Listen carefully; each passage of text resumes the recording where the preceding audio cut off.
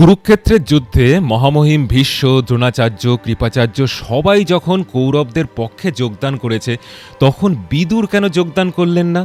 আজ সেই গল্পটাই বলছি। বিদুরের অনুরোধে কৃষ্ণ যখন পাণ্ডবদের হয়ে হস্তিনাপুরে শান্তির প্রস্তাব নিয়ে দূত হয়ে এসেছিল, তখন কৃষ্ণ সিদ্ধান্ত নিয়েছিল যে সে বিদুরের মহলে রাত্রিবাস করবে, কৌরবদের মহলে নয়। এতে দুর্যোধনের খুব ইগোতে লেগেছিল, কিন্তু সেটা সে কাউকে জানতে দেয়নি।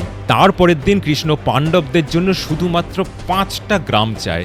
পাশা খেলাতে হারানো ইন্দ্রপ্রস্থ সহ সমস্ত সম্পত্তি তো দূর, জাস্ট 5টা গ্রাম।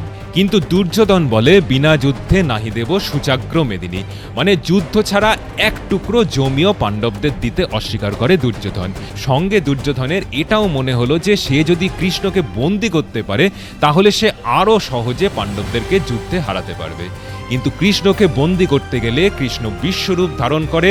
এতে সভায় উপস্থিত অনেকে অজ্ঞান হয়ে যায়, অনেকে পালিয়ে যায়। বিদুর, ভীষ্ম, দ্রোণাচার্য কিন্তু কৃষ্ণের বিশ্বরূপ দেখে অভিভূত হয়ে পড়ে। ধৃতরাষ্ট্র কিছুক্ষণের জন্য দৃষ্টি ফেরত পায়, আর সেও অভিভূত হয়ে কৃষ্ণের এই বিশ্বরূপ দেখে।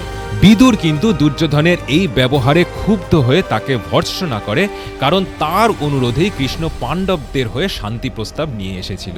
এতে দুর্যোধন বিদুরকে আরও অপমান করে, তাকে দাসীর পুত্র এবং অকৃতজ্ঞ বলে। দুর্যোধন এও বলে যে বিদুর হস্তিনাপুরে থেকেও হস্তিনাপুরের শত্রুদের হয়ে কাজ করছে। এতে প্রচণ্ড অপমানিত হয়ে বিদুর প্রতিজ্ঞা করে যে সে কোনোদিন কোনো যুদ্ধতে অংশগ্রহণ করবে না। এরপর সে তার গোবর্ধন ধনুকটিকেও ভেঙে ফেলে, যেটি সে পেয়েছিল ভগবান বিষ্ণুর থেকে, আর যা ছিল অর্জুনের গান্ডীবের থেকেও অনেক গুণ শক্তিশালী। এরপর কৃষ্ণ এবং বিদুর দুজনেই সভা ত্যাগ করে, আর কিছুদিনের মধ্যেই কুরুক্ষেত্রের যুদ্ধ শুরু হয়। এই গল্প আমাদের এই শিক্ষা দেয় যে অহংকার আর শত্রুতা একজনকে বিনাশের পথে টেনে নিয়ে যায়। মাত্র 5টা গ্রাম দিতে অস্বীকার করে দুর্যোধন কুরুক্ষেত্রের যুদ্ধকে অবশ্যম্ভাবী করে তুলেছিল।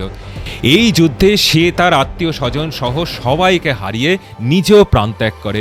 শুধু তাই নয়, দুর্যোধনের অপমানের জন্য বিদুরও তার থেকে দূরে সরে যায়, অর্থাৎ অহংকার মানুষকে স্বজন পরিজন থেকেও দূরে সরিয়ে নিয়ে আসে।